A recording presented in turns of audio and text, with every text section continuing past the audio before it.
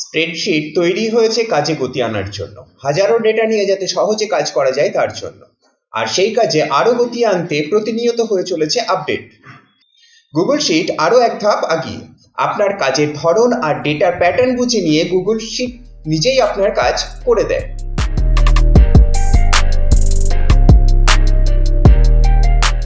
Google শিটে যা কাজ করা হয় তা মূলত তিন ধরনের: এন্ট্রি, ক্যালকুলেশন এবং অ্যানালিসিস। গুগল শিট এই তিন ধরনের কাজেরই স্মার্ট সাজেশন দেয়। তো প্রথমেই দেখে নেওয়া যাক কিছু অ্যানালিসিসের স্মার্ট সাজেশনের উদাহরণ। কোনো ডেটা অ্যানালিসিস করতে প্রথম দরকার চার্ট এবং পিভট টেবিল। ডান দিকের নিচের এক্সপ্লোর বাটনে ক্লিক করলে গুগল শিট ডেটা প্যাটার্ন বুঝে আমাদের চার্ট এবং পিভট টেবিল তৈরি করে দেয়।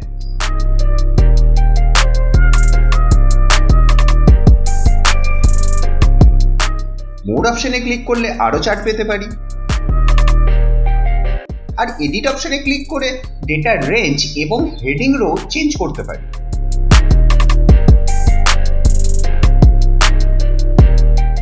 শিট সহজেই ডেটা প্যাটার্ন বুঝে নেয়। এই টেবিলটির ক্ষেত্রে হেডিং এ দুটি রো আছে, এই চার্টটির ক্ষেত্রে সেটা বুঝেই রিটার্ন দিয়েছে। এডিট অপশনে গেলে সেটা আরো ভালো করে বুঝতে পারবো।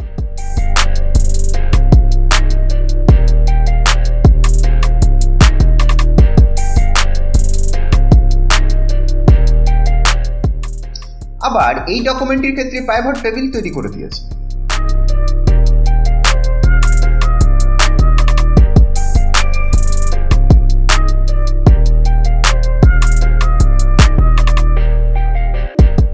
এখান থেকে চার্ট এবং পিভট টেবিল ডকুমেন্টে ইনসার্ট করতে পারি এবং এটির সাহায্যে বড় করে দেখতে পারি। এটা তো গেল তৈরি করা ডেটা থেকে সাজেশন দেওয়া। আপনি কি ক্যালকুলেশন করতে চলেছেন সেটাও শিট নিজে বুঝে নিতে পারে। চলুন ক্যালকুলেশন সম্বন্ধে কিছু উদাহরণ দেখা যাক। যেমন এই ডকুমেন্টে স্টুডেন্টদের বিভিন্ন বিষয়ে প্রাপ্ত নম্বর যোগ করতে হবে এই কলামে। আমি এই সেলে দি কার্সর পয়েন্ট রেখে শুধুমাত্র ইজিক্যাল টু প্রেস করলাম। দেখুন শিট আমাদের সাম ফর্মুলা সাজেশন দিয়ে দিল। এবার ট্যাব বা এন্টার প্রেস করে ফর্মুলাটি অ্যাকসেপ্ট করতে পারি। তারপর দুবার এন্টার প্রেস করে যে মুহূর্তে সেল নিচের সেলে যাচ্ছি আবার অটোফিলে সাজেশন দিচ্ছে। এবার কন্ট্রোল লেটার প্রেস করে বা এই টিক চিহ্নে ক্লিক করে সাজেশনটি অ্যাকসেপ্ট করতে পারি। এইবার ধরুন এই রোতে আমি অ্যাভারেজ করতে চাইছি।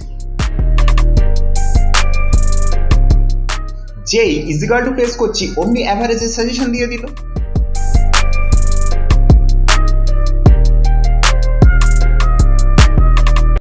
শুধু সাম বা অ্যাভারেজই নয়, বিভিন্ন ক্যালকুলেশনের সাজেশন দেয় গুগল শিট।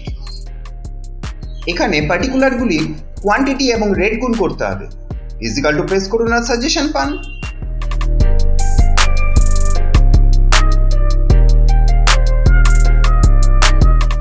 গুগল শিট কিন্তু ডেটা প্যাটার্ন বুঝেই সাজেশন দেয়। কিভাবে? যেমন ধরুন এই ডকুমেন্টে 2 দিনে কোনো দোকানে কত টাকা বিক্রি হয়েছে তা লেখা আছে। এবার এখানে কত বেশি বিক্রি হয়েছে সেটা ক্যালকুলেশন করতে হবে। ইজিক্যাল টু দেওয়ার পরেও কোনো সাজেশন দিচ্ছে না। এবার আমি হেডিং দুটি পরিবর্তন করে দিচ্ছি।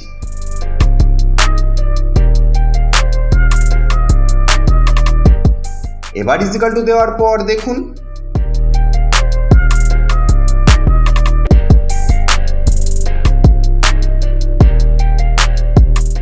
শুধু সোজা সাপটা নয়, জটিল সমস্যারও সাজেশন দেয়। এই ডকুমেন্টে বিভিন্ন এমপ্লয়ি 4টে দোকানে কোন মাসে কত টাকার বিল করেছে সেটা রয়েছে। আমাকে একটি এমপ্লয়ি প্রথম দোকানে 3 মাসে মোট কত বিল করেছে এইখানে সেটা ক্যালকুলেশন করতে হবে। ইজিক্যাল টু দেওয়ার পর পুরো রো জুড়ে সাম ফর্মুলা সাজেশন দিচ্ছে। আমাদের এটি দরকার নেই, তাই সাম ফর্মুলা টাইপ করতে শুরু করলাম। এবার ভালো করে খেয়াল করে দেখুন নিচে যে সাজেশনগুলি দিচ্ছে। মাউস পয়েন্টার বা অ্যারো কির সাহায্যে সাজেশনটি হাইলাইট করলে দেখতে পাচ্ছি আমি যা চাইছিলাম সেটাই দিচ্ছে। ট্যাব বা এন্টার প্রেস করে ফর্মুলাটিকে অ্যাকসেপ্ট করলেই হলো। এবার সেলে গিয়ে শুধু ইজিক্যাল টু টাইপ করুন আর অ্যাকসেপ্ট করুন। সঙ্গে লাইক করুন, শেয়ার করুন আর কমেন্ট করুন।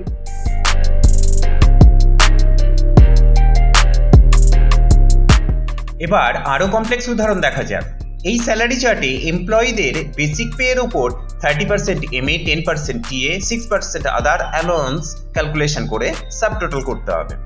তারপর সাবটোটালের উপর ইনসেনটিভ এবং কমিশন ক্যালকুলেট করতে হবে, শেষে টোটাল করতে হবে। এখন সাজেশনগুলি খেয়াল করুন।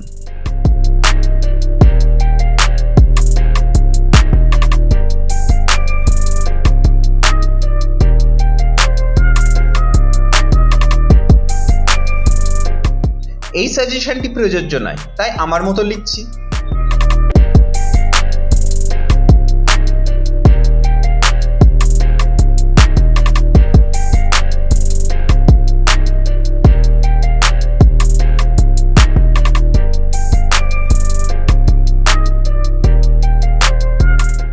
গ্রস টোটালে কোনো সাজেশন দিচ্ছে না।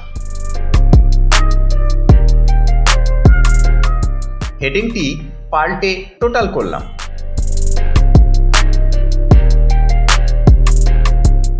এবার সাজেশন দিল। শুধু তাই নয়, এখানে দেখুন যোগফলের সাবটোটালটি বাদ দিয়ে সাজেশন দিল।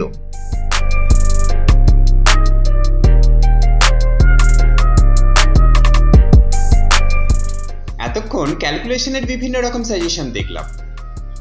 ক্যালকুলেশন তো নিউমেরিক ভ্যালুর ওপরে হয়। টেক্সট এন্ট্রির ক্ষেত্রেও এমন সাজেশন দেয় গুগল শিট, আর তার নাম স্মার্ট ফিল। এই শিটটিতে কিছু কাস্টমারের নাম আছে, তাদের ফার্স্ট নেম আর লাস্ট নেম আলাদা করে লিখতে হবে। তো লেখা শুরু করছি।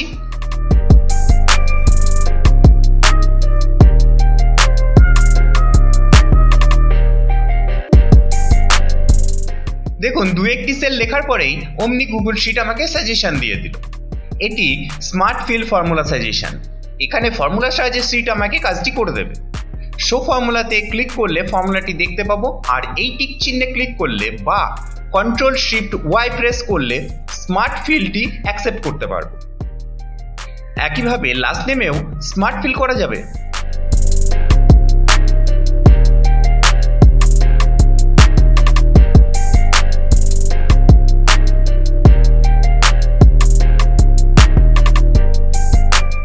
একটা বিষয় লক্ষ্য করুন, প্রথম দুটি রোতে আমি টাইপ করে লিখলেও শিট সেটিকে ফর্মুলাতে চেঞ্জ করে দিচ্ছে।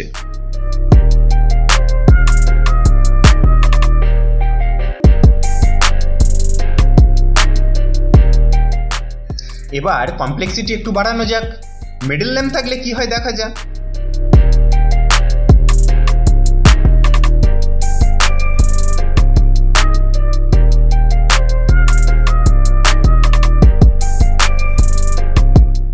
এখানে কিন্তু সবগুলোতে মিডল নেম নেই।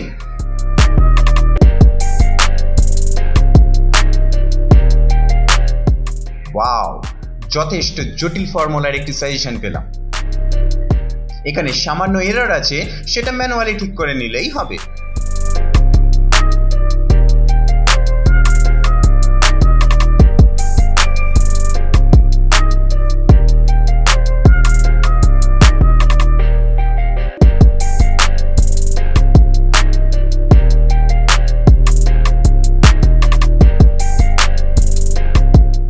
আচ্ছা, এই অ্যাড্রেসগুলোকে কি এইভাবে সেলে লিখতে পারবে? দেখা যাক।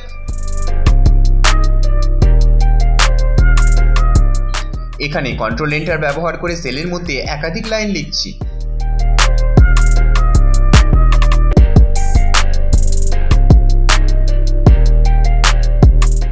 দারুণ, এখানেও সুন্দর স্মার্ট ফিল করে দিল। কিন্তু আপনি সাবস্ক্রাইব করেছেন কি?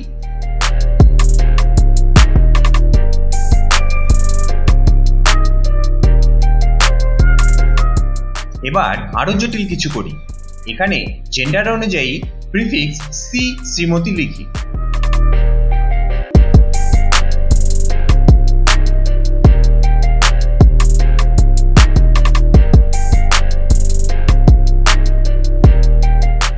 মেল থাকলে শ্রী আর ফিমেল থাকলে শ্রীমতী।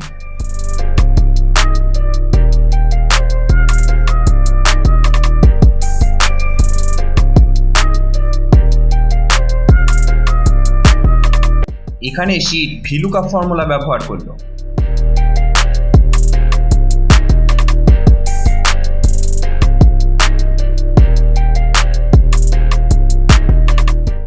এবার আরো একটু জটিল করা যাক কাজটিকে।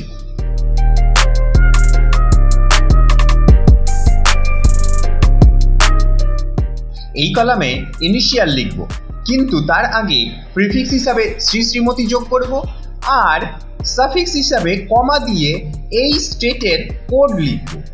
দেখি এবার কি সাজেশন দেয়।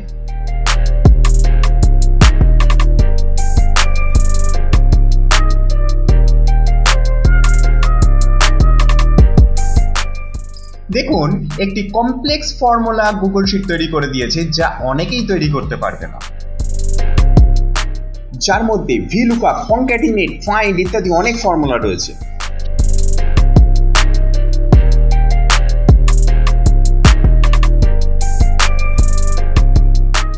আমি স্টেটের নেমগুলি আগেই কোড সহ আরেকটি শিটে লিখে রেখেছিলাম। গুগল শিট সেটাকে খুঁজে নিয়ে তার থেকে কোড বার করে আমাকে এখানে ফর্মুলার মধ্যে এন্ট্রি করে দিয়েছে। গুগল শিট আমাদের অনেক সময় বাঁচিয়ে দিয়েছে, নাকি অলস করে দিয়েছে? এমনই অলস করে দেওয়া জটিল কাজ শিখতে এখনই সাবস্ক্রাইব করুন দিকার স্টার পয়েন্ট, আর লাইক, শেয়ার, কমেন্ট করে আমাকে সাপোর্ট করুন, যাতে এরকমই আরো অনেক ভিডিও আনতে পারি। আচ্ছা বলুন তো, সেল রেফারেন্স কত ধরনের হয়? জানতে হলে দেখতে হবে পরের ভিডিও। অল নোটিফিকেশন অপশনটা অন করে দিয়েছেন তো? দেখা হচ্ছে পরের ভিডিওতে। ততক্ষণ পর্যন্ত চ্যানেলের অন্যান্য ভিডিওগুলি এনজয় করুন। Good bye.